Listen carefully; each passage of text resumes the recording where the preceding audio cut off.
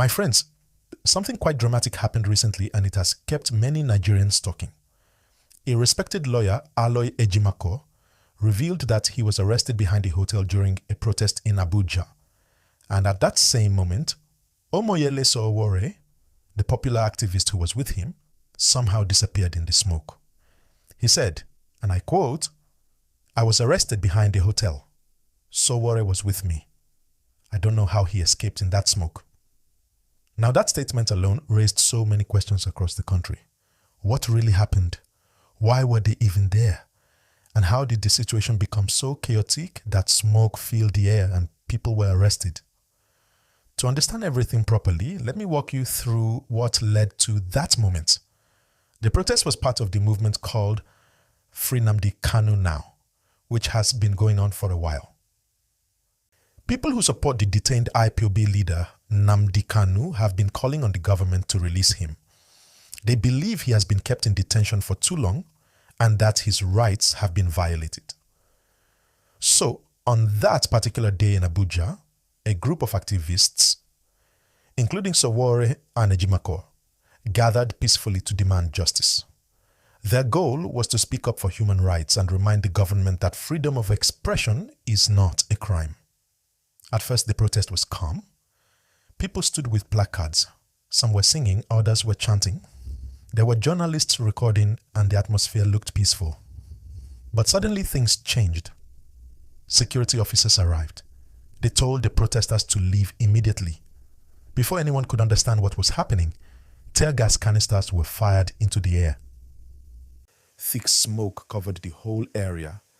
People began coughing, running in different directions, looking for where to hide. You could hear voices shouting for help. The situation turned into complete confusion. And it was right there, in that cloud of smoke, that Aloy Ejimakor said he was arrested. According to him, he and Sowore were together trying to move away from the chaos, but suddenly everything became blurry. In his words, "I could not see anything clearly. My eyes were burning, and the next thing I knew, police officers surrounded me." He said he did not even know how Sowore managed to escape because in that kind of panic, everyone was running for safety. He was grabbed, handcuffed, and taken away. Now imagine that. A lawyer, a senior legal practitioner, being treated that way during a peaceful protest. It caused outrage among human rights groups and ordinary Nigerians who believe citizens should not be punished for expressing themselves peacefully. My people, if you are watching this video right now, please don't forget to like this video and subscribe to the channel. Your support helps us continue bringing you real stories, told in the most honest and professional way possible. Let's continue. After Ejimakor's arrest, reports showed that several others were also detained, including Sowore himself, though at a different time and place. Many of them were taken to a police station, questioned, and then later remanded at Kuje Prison. Yes, that's Kuje Prison, the high security facility where top profile inmates are usually kept. That decision shocked many people. Citizens began to ask, why would you send peaceful protesters to Kuje Prison? Others said it was unnecessary and too extreme.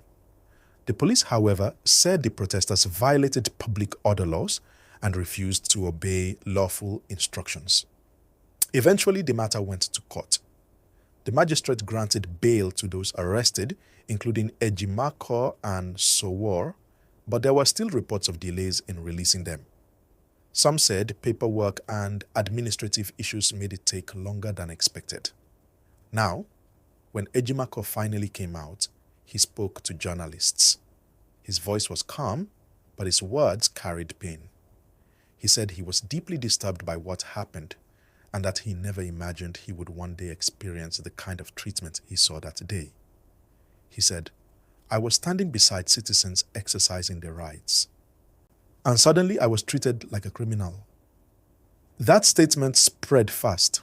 Many Nigerians saw it as a reflection of what activists and ordinary citizens go through whenever they try to speak out.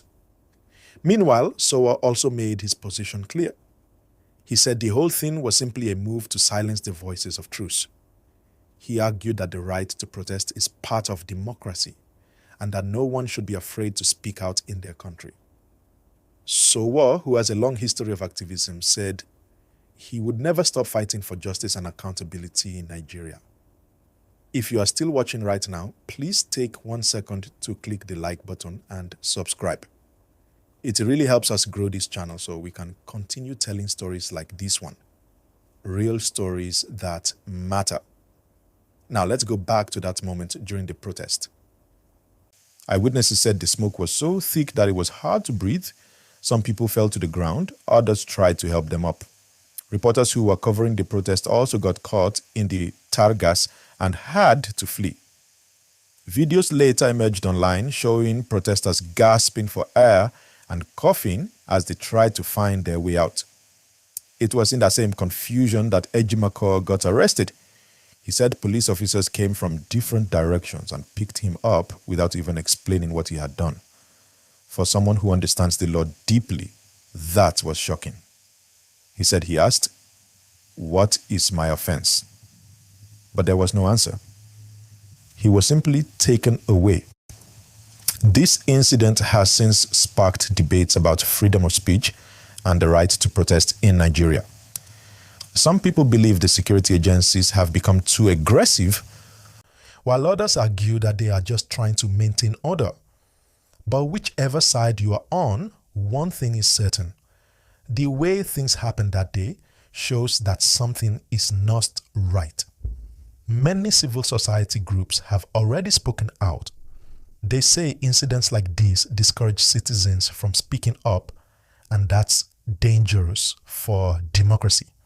Because when people become afraid to express themselves, society begins to lose its voice. And honestly, that is what makes this story so important. It's not just about Ejimakor or Sowore, it's about the bigger picture, the right of every Nigerian to speak without fear, to gather peacefully, and to demand justice without being punished for it. Now let's look at what this means for the AFDA's Free Nnamdi Kanu Now movement. The protest that day was meant to remind the government that Nnamdi Kanu's case has dragged on for too long. His supporters believe the legal process has not been fair, and they want the courts to act faster. But instead of that message being heard, the protest ended in smoke, pain, and arrests. When things like this happen, it sends a wrong message to the international community that in Nigeria, speaking up can get you into trouble. That's why many Nigerians are worried, not just about this protest, but about what it represents for the future. At the same time, government officials continue to say they respect the rule of law and that people can protest, but must do so peacefully and within the law. The question is, how can citizens protest peacefully if every time they try, they are met with force? That is what Nigerians are now asking. If you are finding this discussion important, please like this video right now and subscribe. It really helps, and I want more people to hear this message. Now, as for Sowore, he later regained his freedom after meeting bail conditions. He said he would not be intimidated and that he would continue to stand for justice. For those who know him, this is not surprising. Sowore has been consistent for years, speaking against injustice no matter who is involved. For Ejimakor, this arrest was personal. He said it reminded him how fragile the rule of law has become. If a lawyer can be arrested for standing near a peaceful protest, what happens to ordinary citizens who have no one to defend them? That question has kept echoing online as people continue to share opinions. Some see Ejimakor as a symbol of the struggle for justice. Others see Sowore as a reminder that activism still has a place in Nigeria. At the end of the day, this incident should be a lesson for everyone, for the government, for citizens, and for security agencies. It reminds us that democracy only works when both sides respect boundaries. Citizens must protest peacefully, and authorities must protect, not punish, that right. Before I continue with how this story connects to the larger political situation in Nigeria and how the reactions are shaping public opinion, please let me know,